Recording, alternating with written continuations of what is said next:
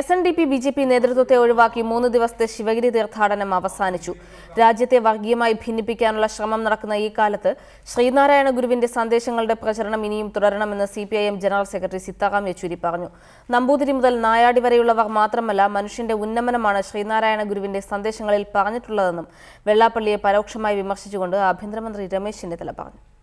Vellappally നരേശനടക്കമുള്ള SNDP നേതൃത്വത്തെയും BJP RSS നേതൃത്വത്തെയും പൂർണ്ണമായി ഒഴിവാക്കിയ ശിവഗിരി തീർത്ഥാടനം കോൺഗ്രസ് CPM ദേശീയ നേതാക്കളുടെ സാന്നിധ്യം കൊണ്ടാണ് ശ്രദ്ധേയമായത്. ഉദ്ഘാടന സമ്മേളനം കോൺഗ്രസ് അധ്യക്ഷ സോണിയാഗാന്ധി ഉദ്ഘാടനം ചെയ്തപ്പോൾ CPM ജനറൽ സെക്രട്ടറി സീതാറാം യെച്ചൂരിയുടെ സാന്നിധ്യമായിരുന്നു സമാപന സമ്മേളനത്തിൽ ശ്രദ്ധ നേടിയത്. രാജ്യത്തെ വർഗീയമായി ഭിന്നിപ്പിക്കാനുള്ള ശ്രമം നടക്കുന്ന കാലത്ത് ശ്രീനാരായണ ഗുരു തുടങ്ങിവെച്ച സാമൂഹ്യ വിപ്ലവം ഇനിയും തുടരണമെന്നും ഇതിന് CPMന്റെ പൂർണ്ണ പിന്തുണയുണ്ടാകുമെന്നും സീതാറാം യെച്ചൂരി പറഞ്ഞു. One religion for all human beings, that is a continuing battle. In that continuing battle,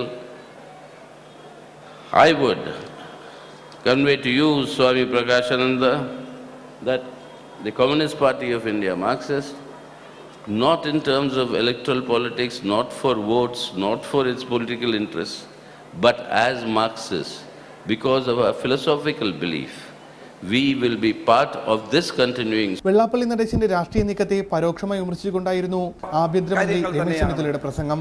നായാടി മുതൽ നമ്പൂതിരി വരെ ഉള്ളവർ മാത്രമല്ല, സമസ്ത ജനവിഭാഗങ്ങളിൽപ്പെട്ടവരും മനുഷ്യരാണ്. അവർ നന്നായാൽ മതി എന്നാണ് ഗുരു ഉത്ബോധിപ്പിച്ചത്. ഈ ഉദാത്തമായ ലക്ഷ്യം മുൻനിർത്തിയുള്ള കർമ്മവീഥിയാണ് ഗുരു നമ്മുടെ മുമ്പിൽ തെളിച്ചു തന്നത്. എല്ലാ മനുഷ്യരെയും ഉൾക്കൊള്ളാനുള്ള മാനസിക ഭാവമാണ് ഗുരുദേവൻ ഈ ലോകത്തിന് പകർന്നു തന്നത്. SNDPയുടെ നേതൃത്വത്തിൽ രാഷ്ട്രീയ പാർട്ടി രൂപീകരിച്ച ശേഷമുള്ള ശിവഗിരി തീർത്ഥാടനത്തിന് രാഷ്ട്രീയ പ്രാധാന്യവും ഏറെയായിരുന്നു. ശ്രീനാരായണീയരുടെ പ്രധാന തീർത്ഥാടന കേന്ദ്രത്തിലെ ഔദ്യോഗിക ചടങ്ങുകളിൽ നിന്ന് SNDP BJP നേതൃത്വത്തെ പൂർണ്ണമായി ഒഴിവാക്കിയതിലൂടെ ശിവഗിരി മഠം തങ്ങളുടെ നിലപാട് വ്യക്തമാക്കുക കൂടിയാണ് ചെയ്തത്. റിപ്പോർട്ടർ, തിരുവനന്തപുരം.